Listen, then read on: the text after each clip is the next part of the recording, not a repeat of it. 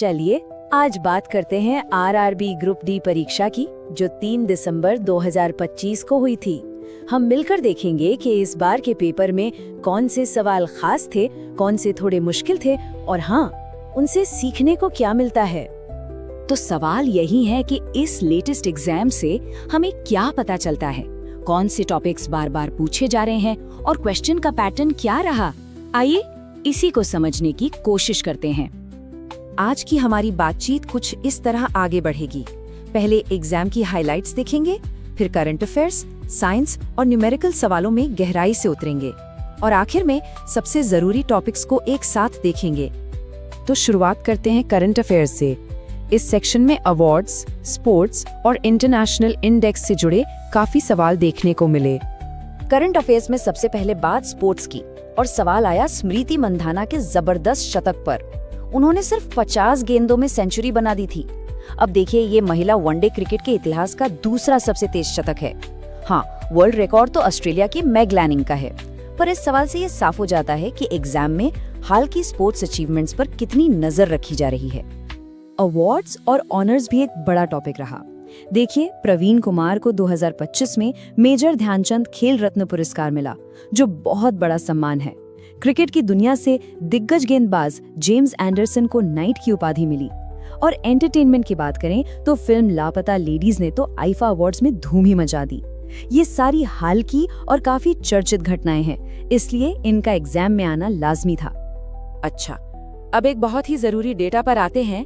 सवाल था 2025 के सस्टेनेबल डेवलपमेंट गोल यानी SDG इंडेक्स में भारत की रैंक को लेकर। तो भारत 167 देशों में 99वें नंबर पर रहा। ये एक अहम आंकड़ा है जो ग्लोबल लेवल पर देश की प्रोग्रेस को दिखाता है। इस रैंक को थोड़ा और बेहतर समझते हैं। देखिए, फिनलैंड 87 के स्कोर के साथ इस इंडेक्स में टॉप पर था, वहीं भारत का स्कोर 67 रहा। ये स्कोर इसलिए खास है क्योंकि 2024 में हमारी रैंक 109 थी। तो ये एक बड़ा सुधार है जो दिखाता है कि देश सही दिशा में काम कर रहा है। मिलिट्री एक्सरसाइज से भी एक सवाल आया, जिसमें खास तौर पर ग्रीस के साथ हुए पासेक्स अभ्यास के बारे में पूछा गया था। लेकिन यहाँ सीखने वाली बात यह है कि हमें सिर्फ एक अभ्यास पर फोकस नहीं करना चाहिए। जैसा कि इस टेबल में दिख रहा है, भारत ने ओमान, न्यूजीलैंड और यूके के साथ भी ऐसी एक्सरसाइज की हैं। तो जाहिर है इस टॉपिक की पूरी जानकारी रखना जरूरी है। चलिए अब साइंस के सवालों की तरफ बढ़ते हैं। इनमें एटॉमिक स्ट्रक्चर और बायोलॉजी के कुछ बेसिक लेकिन जरूरी कॉन्सेप्ट्स को टेस्ट किया गया। फिजिक्स में एटम के न्यूक्लियस की खोज एक हॉट टॉपिक था और इस पर सवाल रदरफोर्ड के मशहूर गोल्ड फॉयल एक्सपेरिमेंट से जुड़ा था। यह एक्सपेरिमेंट बहुत ही अहम था क्योंकि इसी ने तो साबित किया था कि एक एटम का ज्यादातर हिस्सा खाली होता है और उसके बिल्कुल सेंटर में एक छोटा, भारी और पॉजिटिव चार्ज वाला न्यूक्लियस होता है। बायोलॉजी में माइटोसिस यानी समसूत्री विभाजन एक मुख्य सवाल था। ये सेल डिवीजन की वही प्रक्रिया है जिससे हमारा शरीर बढ़ता है और अपनी मरम्मत करता है। इसको आसान भाषा में ऐसे समझ सकते हैं कि जैसे एक सेल अपनी ही एक बिल्कुल वैसी ही कॉपी बना रहा हो। इकोलॉजी से एक बड़ा ही इंटरेस्टिंग सवाल आया जो एनर्जी ट्रांसफर पर था। ये लिंडमैन के 10% के नियम पर आधारित था। ये नियम कहता है कि फूड चेन में एक लेवल से दूसरे लेवल तक सिर्फ 10% एनर्जी ही पहुंचती है, बाकी की 90% गर्मी के तौर पर लॉस हो जाती है। बायोलॉजी में कई और भी बेसिक कॉन्सेप्ट्स को टेस्ट किया गया, जैसे कि human reproduction process, plant cell का स्ट्रक्चर और सेल के अंदर जो अलग अलग ऑर्गेनल्स होते हैं उनके क्या काम है। ये सभी टॉपिक बायोलॉजी की नींव माने जाते हैं। केमिस्ट्री में जो सवाल आए वे खास तौर पर केमिकल रिएक्शंस के नतीजों पर थे, जैसे कि जब लेड नाइट्रेट और पोटेशियम आयोडाइड मिलते हैं तो एक चमकीला पीला प्रेसिपिटेट बनता है। ये वो चीजें हैं जो हमें लैब में दिखती हैं और एग्जाम में इन्हीं ऑब्जर्वेशंस पर सवाल थे। अच्छा, अब बात करते हैं न्यूमेरिकल प्रॉब्लम्स की। इन्हें सॉल्व करने के लिए फिजिक्स के बेसिक फॉर्मूले पता होना बहुत जरूरी था। पहला न्यूमेरिकल एक बहुत ही प्रैक्टिकल फिजिक्स प्रॉब्लम था। पावर और वोल्टेज दिया गया है और इलेक्ट्रिकल रेजिस्टेंस निकालना है। चलिए देखते हैं इसे स्टेप बाय स्टेप कैसे सॉल्व करेंगे। देखिए, इसे हल करने के लिए सही फॉर्मूला है R = V² अपॉन P। तो सबसे पहले हम वैल्यूज रखते हैं 220 का स्क्वायर और उसे 840 से डिवाइड करना है, मतलब 48,400 को 840 से भाग देना है।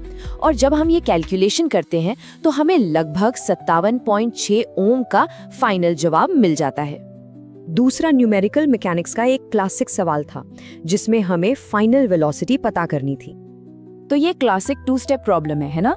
देखिए, सबसे पहले हमें निकालना है एक्सेलरेशन यानी त्वरण। इसके लिए हम सीधा सीधा न्यूटन का दूसरा नियम लगाएंगे, F = ma। यहाँ से a हो जाएगा F/m। वैल्यूज डालते हैं तो एक्सेलरेशन आ गया 2 मीटर पर सेकेंड स्क्वायर। सिंपल।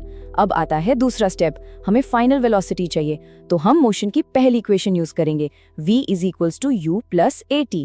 हमारे पास सब कुछ है, u है 10, a है 2 और t है 5, तो बस 10 में 2 × 5 जोड़ दीजिए और जवाब आ गया 20 मीटर प्रति सेकेंड।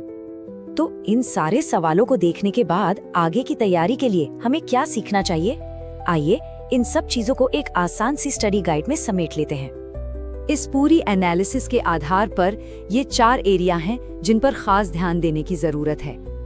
करंट अफेयर्स में अवार्ड्स और इंडेक्स, फिजिक्स में बेसिक फॉर्मूले और न्यूमेरिकल्स, केमिस्ट्री में केमिकल रिएक्शंस और बायोलॉजी में सेल से जुड़ी प्रोसेस। इन पर अच्छी पकड़ बनाना सफलता के लिए बहुत जरूरी है। तो ये पूरा विश्लेषण तैयारी को एक सही दिशा देने के लिए एक बहुत अच्छा टूल हो सकता है। आखिर में सोचने वाली बात यही है कि इन पैटर्न्स को देखने के बाद अपनी तैयारी को इन जरूरी टॉपिक्स के साथ और बेहतर तरीके से कैसे जोड़ा जा सकता है।